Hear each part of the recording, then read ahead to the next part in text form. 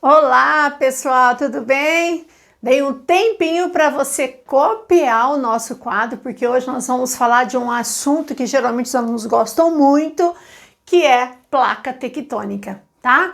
Então nós estamos dando continuidade ao nosso curso do Enem e para outros vestibulares. Se você está me seguindo, hoje nós vamos ver a aula 10. Não esqueça que é interessante você assistir as aulas na sequência. Por quê? Porque, por exemplo, nós estamos vendo geologia. Na aula 8 eu falei das camadas internas da Terra, os tipos de rocha. Na aula 9 eu falei sobre as eras geológicas. Na 10, placas tectônicas. Então a gente vai seguindo uma sequência que facilita o seu entendimento, ok? Não esqueça aí, ó, inscreve no meu canal para estar recebendo toda semana novas aulas até a época da prova do nosso Enem desse ano, ok? Bom, hoje nós vamos ver, pessoal, placas tectônicas, né? Com certeza você já ouviu falar que a superfície da Terra, ou seja, a litosfera ou crosta terrestre, ela não é uma camada inteiriça, né? É uma camada fragmentada em grandes ou pequenos ou médios pedaços, onde esse pequeno ou médio pedaço pode ter milhares de quilômetros quadrados, tá? Que são chamados de placas tectônicas. Então nós vimos que a Terra ela tem 3 camadas internas. Se eu partir da parte superficial para dentro, nós temos a crosta terrestre ou litosfera, que é a camada mais externa. Abaixo dela nós temos o manto, né? O manto formado por um material chamado magma, uma camada pastosa. E as camadas internas mais centrais, nós teremos o núcleo externo e o núcleo interno. Ora, o que nós vamos estar falando agora? Nós vamos falar agora da crosta terrestre, ou seja, da litosfera, que é essa camada rochosa onde nós vivemos, certo? Só que essa camada, como eu falei para vocês, ela não é uma coisa inteiriça, ela é toda fragmentada, ela é formada por pedaços, maiores, menores. Cada pedaço desse, maior, menor, que encontrar na Terra, nós vamos dar o nome de placa tectônica, ok? Muito bem. Acontece que essas placas, elas não estão paradas. A superfície abaixo dos nossos pés não estão parados, a superfície está se movimentando. A terra que está no nosso pé, aparentemente, ela está parada, mas elas se deslocam em uma variação em torno de 2, 3 a 4 centímetros ao ano. Aí você fala, nossa, um deslocamento de 2, 3, 4 centímetros ao ano, o que isso significa? Em tamanho, nada. Mas quando qualquer movimentação ocorre, tá? Ela não só vai estar contribuindo para formar as diversas formas do relevo, como também a gente pode sentir o efeito desse movimento por meio de, por exemplo, uma atividade vulcânica ou de um abalo sísmico. Ok? Muito bem. Acontece que as placas, elas não estão paradas, como eu falei. Então, abaixo dos nossos pés, a litosfera não está parada. Ela se movimenta alguns centímetros. Mas por que essas placas se movimentam? Por que essas placas, elas se movimentam e muitas vezes em direções contrárias? Isso, para você conseguir a explicação da movimentação das placas tectônicas, nós temos que entender a corrente de convecção do magma, certo? Então esse esqueminha que eu fiz aqui para vocês entenderem é super importante, porque é ele que vai fazer você entender por que as placas se movimentam. Ok? Então, as placas tectônicas, elas são grandes placas rochosas que formam a crosta terrestre. Hoje nós podemos confirmar que essas placas estão aí, mas nem sempre isso existiu. Só para vocês terem uma ideia, a teoria das placas tectônicas, elas vão ser basicamente confirmadas depois de vários estudos, principalmente de estudos submarinos, na década de 1960, que foi constatado que realmente a Terra era formada por placas, que nós chamamos que recebe o nome de placas tectônicas, ok? E vai ser justamente a teoria da placa tectônica que vai confirmar uma teoria que já existia desde o início do século passado, em 1915, a chamada teoria da deriva continental. Com certeza você sabe que os continentes eles não eram exatamente como nós conhecemos hoje. Um dia os continentes formavam um só e que depois eles foram se separando, dando a configuração atual que nós conhecemos. Essa mudança, esse deslocamento dos continentes pelo planeta Terra, nós chamamos de teoria da deriva continental, que, por sinal, nós veremos numa próxima aula somente sobre deriva continental. Não perca, tá?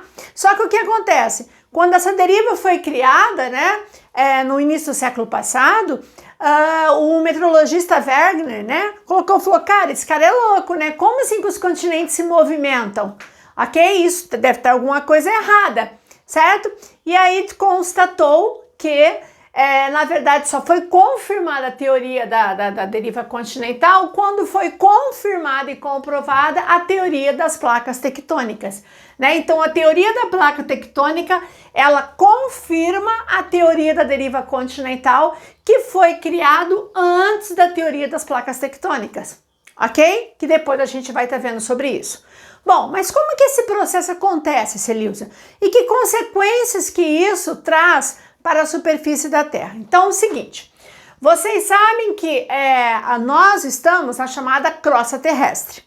E essa camada onde nós temos o material chamado magma, que eu vou representar com a cor vermelha, ela faz parte do manto, que é uma camada que está abaixo da crosta terrestre.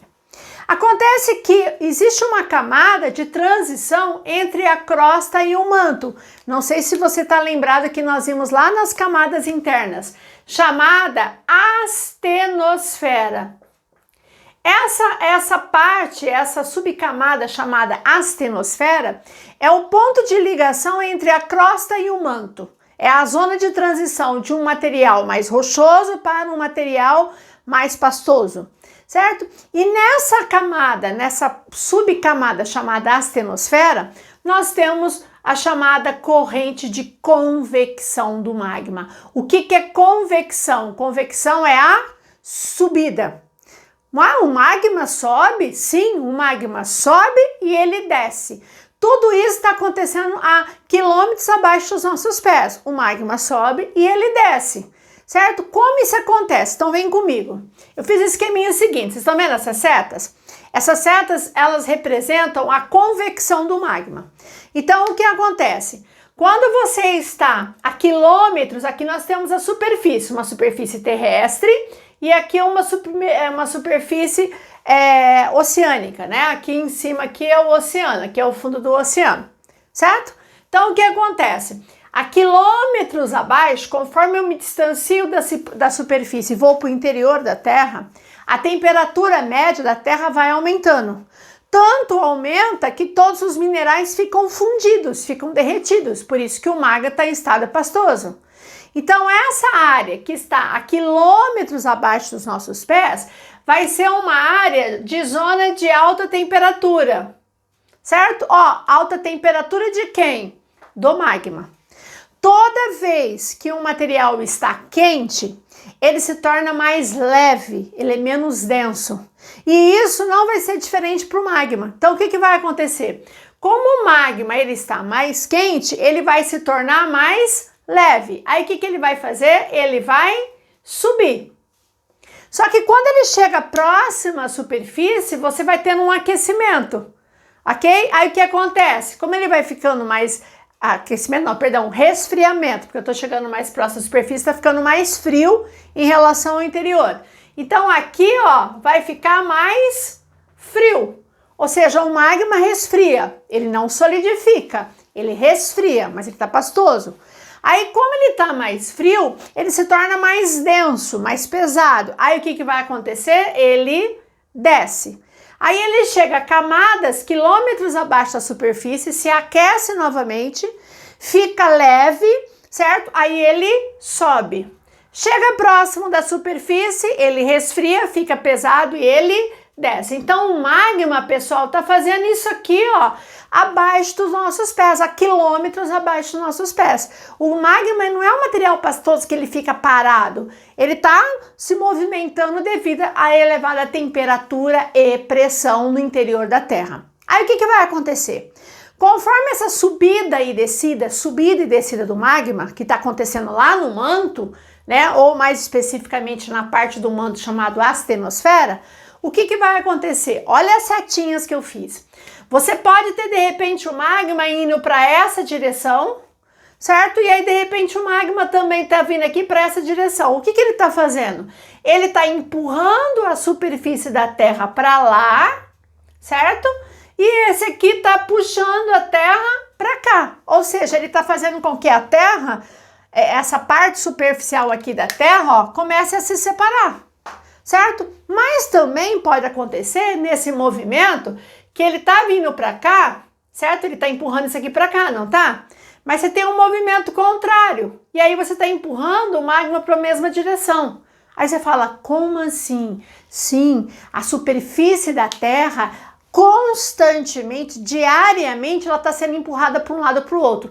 Eu falo sempre, né, na sala de aula, um exemplo, que a superfície da Terra é como se fosse uma escada rolante, só para você ter uma ideia. Ao mesmo tempo que você sobe aqui, ó, que você pega o primeiro degrau, que ele aparece para você, lá em cima aquele degrau desaparece.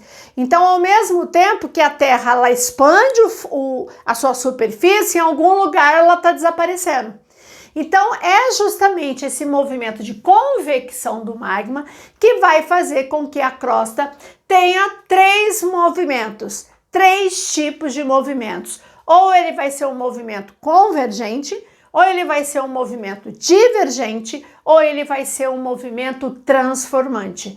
Então, o que determina se esses movimentos, se as placas, elas vão se chocar, se elas vão se separar ou se elas vão deslizar apenas uma do lado da outra, vai ser o movimento de convecção do magma. Então, preste atenção. Com certeza você já ouviu falar que em tal região, por exemplo, lá na Ásia houve um grande terremoto causado por um movimento convergente de placas. Perfeito. Mas quem é que faz essa placa se chocar, né? Na verdade, o que vai acontecer? Vou dar um exemplo aqui, ó. É a mesma coisa que você imaginar, que aqui é a superfície da minha mão, e aí se o magma faz esse movimento assim, ó, o que ele vai fazer? Ele vai empurrar uma placa para cá, a outra para cá, ou seja, elas vão se chocar. Ou pode acontecer do movimento ser contrário. E aí o que acontece? Eu faço as placas se separarem, certo? Ou eu posso fazer um de um sentido, outro no outro. Aí você vai ter esse movimento aqui, ó. Ela não se choca, nem se afasta, ela faz isso aqui, ó, porque uma vem no sentido, outra vem no outro, certo? Ela esbarra. Então, o que vai determinar se vai ser convergente, divergente ou transformante, ou seja, os tipos de movimentos das placas tectônicas, vai ser justamente essa corrente de convecção do magma, ok? Muito bem. O que acontece? Se eu tiver um movimento convergente, como é o que eu estou mostrando aqui, ó, o que acontece? Ó, tá vendo, ó? Esse tá vindo para cá, esse tá sendo empurrado para cá, tá vendo? O que vai acontecer? Se um é empurrado contra o outro, ó, a setinha, um empurrado sobre o outro, o que vai acontecer? Alguém vai entrar embaixo de alguém. Porque o que vai acontecer nesse processo? Alguém vai estar entrando por baixo. Se você tiver, tá? Só com uma extensão do que eu tô falando.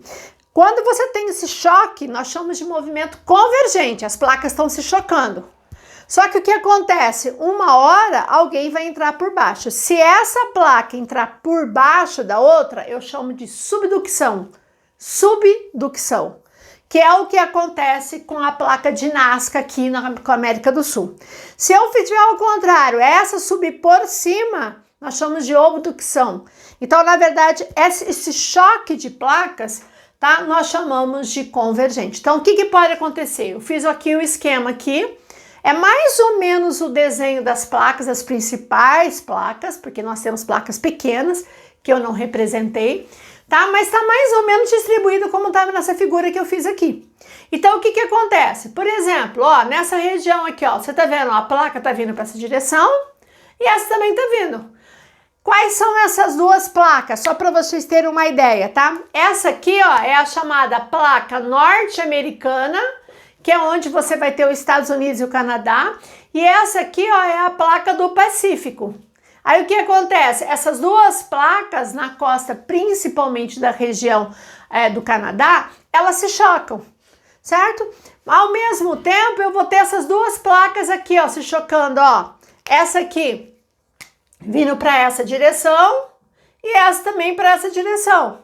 Ora, quem seria esse exemplo aqui, ó, tá? Esse exemplo. Aqui seria a placa sul-americana, que é onde está o Brasil, e aqui é a placa de Nazca, certo? Onde elas se chocam na costa da América do Sul, principalmente, né, no litoral do Chile, do Peru, do Equador. Aí você começa a entender por que o Chile tem tão fortes terremotos, por que o Equador pode ter fortes terremotos, né? Porque eles estão justamente na borda dessas placas, ok? Então, esse movimento que você convergem, que você choca uma com a outra, nós chamamos de movimento convergente, ou também nós podemos chamar de destrutivos. Por quê? Porque ele vai destruir uma forma de relevo, certo? Ok? Já se as placas elas forem em sentidos contrários, como eu fiz aqui, ó, devido ao movimento de convecção, vai para um lado, vai para o outro, o que acontece? Imagina, as placas estão em sentido contrário. Automaticamente que você vai falar, nossa, Cirilo, você está fazendo um buraco, entre aspas. Está abrindo uma fenda. Perfeito, está abrindo uma fenda, certo? Aí o que acontece? Essa fenda que vai ser aberta, ela poderá receber dois nomes. Se ela for formada no fundo do oceano, o que acontece? Essa fenda se abre, esse magma que está aqui, ó, ele sai aqui, derrama, forma um vulcão no fundo do mar e começa a formar uma grande cadeia de montanha no fundo do oceano, que nós chamamos de dorsal. Então, se você falar qual o movimento da placa que forma as dorsais, é o movimento divergente. Então, quando as placas se afastam, nesse espaço do afastamento, ou ele vai formar uma dorsal, que são grandes cadeias de montanhas que se formam no fundo do oceano, como no meio do Oceano Atlântico, ou ele pode formar, se for no continente, o que nós chamamos de rift, que são grandes vales que se formam, vales mesmo, formam grandes vales, grandes buracos. Como nós temos, por exemplo, a formação de um grande rift na costa leste da África, na região do chifre da África, né, onde uma parte da África está se separando do resto do continente. E aí, se você olhar de cima, assim, parece uma grande erosão, um grande buraco, né? Mas aquilo não é uma ação externa, mas sim de separação de placas. Então, esse é um movimento divergente. E o movimento transformante, é como eu falei para vocês, é quando você vai ter movimentos dos contrários. Muitas vezes você vai ter uma placa, como nós temos bem aqui nessa região da Califórnia, uma parte da placa que sobe, a outra desce. Então, elas têm sentidos contrários. A transformante, ela não é nem destrutiva nem construtiva, porque essa a gente chama de construtiva. Certo? Então, ela não destrói e nem constrói, porque ela nem se choca nem se afasta, ela desliza, uma esbarra na outra. Ok? Então, olha só, preste atenção, vamos para a gente para outra parte. Então, o que faz? Vamos voltar aqui? Superfície da Terra, litosfera, é formada por placas tectônicas. As placas, elas não estão paradas, elas deslizam sobre o magma. E o que faz ela deslizar para um lado ou para o outro, tá? É o movimento de convecção do magma, que ocorre devido à diferença de temperatura do magma no manto terrestre. Aí o que vai acontecer? Nessa convecção, para que lá do magma se deslocar naquela coisa que fica fervendo lá embaixo, vai fazer as placas se deslocarem para um lado para o outro. Aí, se elas deslocarem para a mesma direção, nós chamamos de convergente ou destrutiva. Se ela se deslocar para pontos opostos, nós chamamos de divergente ou construtiva, tá? Ou se apenas elas esbarrar, esfregar uma na outra, nós chamamos de transformante. Ok? Então, essas são, de maneira geral, os três principais movimentos de placas tectônicas, certo? Então, agora vamos para o meu esqueminha aqui. O que acontece? Aí vamos já para puxar para o Brasil. Ora, aonde que eu poderei perceber maior atividade sísmica, ou seja, terremotos e maremotos? Não esqueça que terremoto é esse abalo acontecendo no continente e maremoto quando esse abalo acontece no fundo do oceano, ok? Ora, aonde que eu terei maior probabilidade? Então, vamos dar um exemplo aqui, vamos pegar esse bem aqui no meio, aqui, essa placa aqui, ó, que seria a placa africana. O que acontece? Ora, onde que eu vou sentir maior abalo? eu vou sentir abalo se eu estiver na área 1 ou eu vou sentir um maior abalo se eu estiver na área 2? Pensa. A hora que essa placa se movimentar, aonde que eu vou sentir que essa placa se movimentou? Se eu estiver na área 1 ou na área 2? Você acertou se você falou área 1. Por quê? Porque quando essas placas ou se afastam, ou se chocam, ou deslizam um do lado da outra, ela vai provocar o que nós chamamos de abalos sísmicos, que são os terremotos ou maremotos, depende de onde ocorrer. Ora, se eu estiver bem na borda da placa, na beirada da placa, é onde eu vou sentir maior intensidade desse abalo. Se eu estiver mais distante, por exemplo, lá na área 2, que eu estiver lá no meio de uma placa, o que acontece? Não quer dizer que eu nunca vou sentir nada, mas até que essa onda sísmica se espalha e chega no meio dessa placa, praticamente a intensidade diminui de tal maneira que você nem sentiu. Por isso que país que está localizado em borda de placa sente tantos terremotos. O grande exemplo é o Japão, que está nessa região aqui, ó, que simplesmente está na emenda de três placas tectônicas. A placa eurasiática, a placa do Pacífico e a placa das Filipinas. Por isso que no Japão, você sabe, que existem pequenos tremores diários ou grandes terremotos. Toda a estrutura, toda a engenharia japonesa é feita para resistir a esses tremores, né? Na base dos prédios tem um sistema de molas, de molejo, que o prédio ele balança junto.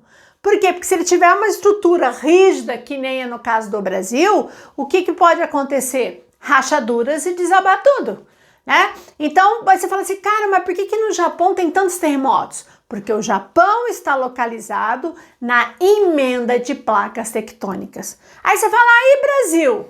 Ora, Brasil, país abençoado, certo? E a gente não tem fortes abalos. Isso não quer dizer que não tenha nenhum abalo sísmico, porque nas próximas aulas vamos ver as causas dos abalos, que não é só placa tectônica, né? Mas por que o Brasil não tem esses terremotos terríveis que acontecem, que a gente tem aqui no Chile, que tem regiões da Ásia, né, em vários lugares do mundo? Porque o Brasil está localizado no centro de uma placa tectônica, que é a chamada placa sul-americana. Então o Brasil está no meio da placa. Então eu fiz um esqueminha aqui, só para vocês entenderem, como se fosse assim, ó. Essa parte preta é as emendas das placas. Ok? Aqui é uma placa, aqui é outra placa, aqui é outra placa.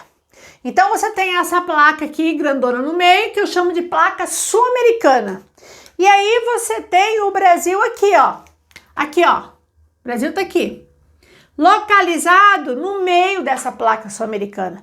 Então, mesmo que aconteça um choque aqui, ou que se afaste aqui, até que essa onda sísmica chegue, no caso, no Brasil, praticamente a gente não vai sentir nada. Então, essa é a grande causa, tá? Quer dizer, uma das principais causas, não é a única, que a gente não tem grandes terremotos no Brasil, porque nós estamos no meio de uma placa tectônica e não na sua borda, diferente do Chile, que está na borda, ok? Segunda coisa, o Brasil está na placa sul-americana, perfeito. Só que aí, olha só os movimentos, vocês estão vendo aqui as setinhas? Essa placa sul-americana, ao mesmo tempo que ela se afasta, ó, ao mesmo tempo que ela se afasta da placa africana, porque a sul-americana vai para um lado e a africana vai para o outro. Aí vem a teoria que confirma, deriva continental, que um dia o Brasil era grudado com a África. Brasil não, América do Sul, né? Era grudado com a África. Aí por que estão distanciando? Porque essas placas, onde está a América do Sul e onde está a África, eles têm movimento divergente, estão se afastando. E o que está sendo formado, Celius, aqui, ó, no fundo do oceano, aqui, ó, já que essa placa está sendo afastada no fundo do oceano, está formando a famosa dorsal mesoatlântica, que já caiu não sei quantas vezes em vestibulares e Enem. Cara, por que que eu vou ter a formação dessa dorsal, uma grande cadeia de montanha que está no fundo do Oceano Atlântico? Você não vê. Alguns lugares está emergindo, inclusive o arquipélago de Fernando de Noronha já faz parte de uma partezinha dessa dorsal que está começando a emergir, quer dizer, está chegando na superfície.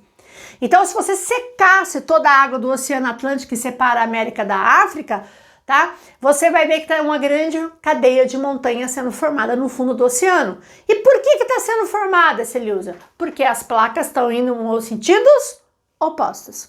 Só que ao mesmo tempo que ela se afasta e forma a dorsal, essa placa sul-americana, que é onde está o Brasil e a América do Sul, ela está se chocando com quem? Com essa placa que você tem que saber o nome, chamado Nazca. Certo? A placa de Nazca, é como se fosse essa pequenininha que eu fiz aqui, ó, placa de Nazca. Certo? Aí o que acontece? Se elas estão se chocando, é um movimento convergente. E a placa de Nazca, ela faz isso aqui, ó. A de Nazca entra por baixo da sul-americana. A de Nazca entra por baixo da sul-americana. E nessa região onde elas estão se apertando, porque uma fica empurrando, empurrando, empurrando, eu vou ter a formação de quê? Aqui, ó. Eu vou ter a formação da Cordilheira dos Andes. Certo? Porque a pressão está sendo tão grande que em alguns lugares está dobrando.